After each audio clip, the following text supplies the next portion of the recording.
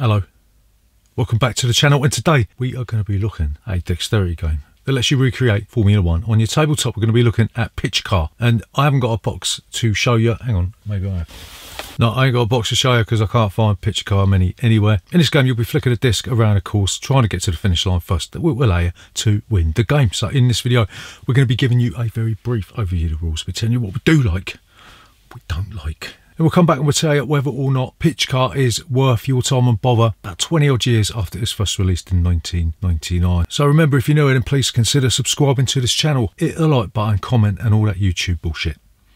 We'll see you after this.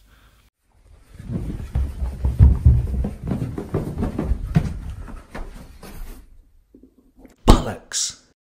So, Pitch Car. How'd you play this game? So Pitch Car is a modular dexterity game. You're going to put out onto the table a course. It's made up of lots of pieces of MDF that are joined together like a jigsaw puzzle, right? Some of the pieces are going to have a rail that's stuck into the side, and you'll create a course out of 90-degree turns. You might have some straights, and dependent on whether or not you got some of the expansion packs, you'll be able to make jumps, you'll be able to have tunnels and all that sort of stuff. So each player is going to take a disc with a car sticker on it. You'll place it on the start space, and then you will flick your disc with your finger. You can't flick it using your thumb and forefinger, you have to flick it with your finger, and that will be your turn over. If you fly off the course, then you'll have to reset the disc to where you started. If you knock somebody else off, then both of the discs will have to be restarted. And if your disc flips over to the non-car side, then you will have to reset the disc from where you started. You can jump over a certain number of sections. You can't jump over more than 2. This stops people from skipping ahead too far, but it also allows for some spectacular shots, right? So you keep doing this. You'll keep flicking your disc around a course depending on how many laps you want to do, and the player who crosses the finish line first will be the winner of Pitch Car. So what do we like about Pitch Car?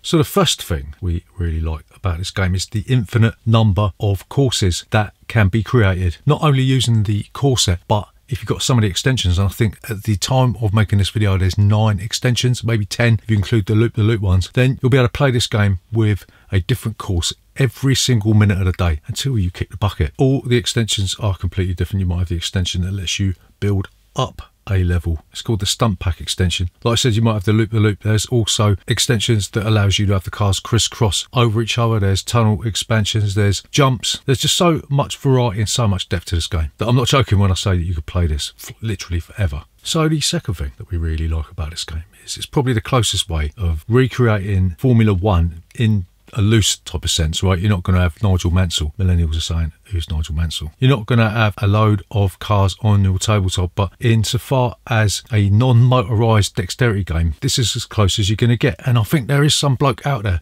who has managed to recreate all of the Formula 1 courses using Pitch Car and Pitch Car extensions. So if you have got a massive hard-on for Formula 1, this game is going to be right up your back alley. So the next thing that we really like about Pitch Car is it's a genuinely skillful game, and it's not just a case of navigating over all the different obstacles like trying to flick it over the bridge. Even if you've got the 2 long straights extension, trying to get your car from that point to that point is going to be exceedingly difficult, especially if the rails are on the wrong side. Add to that the fact that you can get bunched up behind other players means you'll constantly be searching for a way around not only the obstacles on the track, but also the obstacles of those human tractors that are driving in front of you. So the final thing that we really like about this is that it plays up to 8 out of the core box. If you've got another core box, then it plays out of 12, but there is also a pack of 4 alternative discs that let you play up to 12, right? So this is absolutely fantastic for huge gatherings where the turns fly by so quickly. You're just going to be flicking a disc and moving on. There's no waiting around, there's no downtime, even with 12 or 16 players, right? If you do get bang into this, it is going to get expensive because the extensions aren't that cheap, especially the bigger boxes. The fact that you've got the option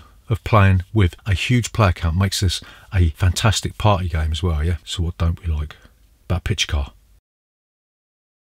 So the first thing we don't like about Pitch Car, and this is the same for all of these type of games, right? Think about Hero Escape, the same sort of thing. It's the setup and tear down is a real pain in the arse. And it's not just a case of the time it takes to put the jigsaw puzzle together, so to speak. There's going to be occasions where you're going to want to veer from the tracks that are offered in a rulebook. You're going to want to make your own. There's not really any way to plan this. There's no apps that allow you to plan a course. Not that I know of anyway. If you know of any, let me know.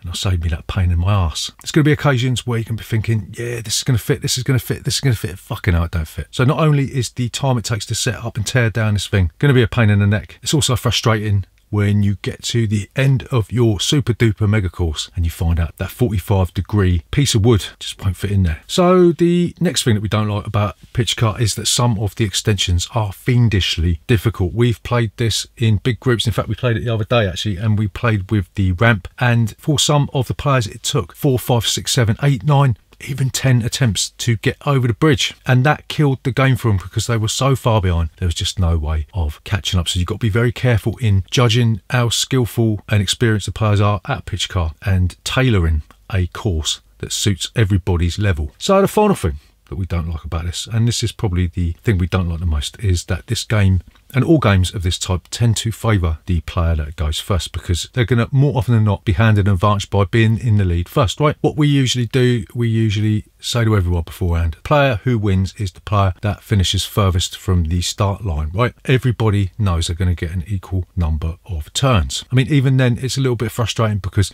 there's going to be times when a player finishing is going to knock another car out of the way, or there's going to be players that are going to be so far behind that somebody's already finished and they're going to knock you out of the way. So it might be the case of maybe putting some kind of sticker on a board or something, whatever you want to do, right? But the fact is that the rules don't compensate for that advantage. Sort of sucks. So to summarise, is Pitch Car still worth your time and bother today and in the future?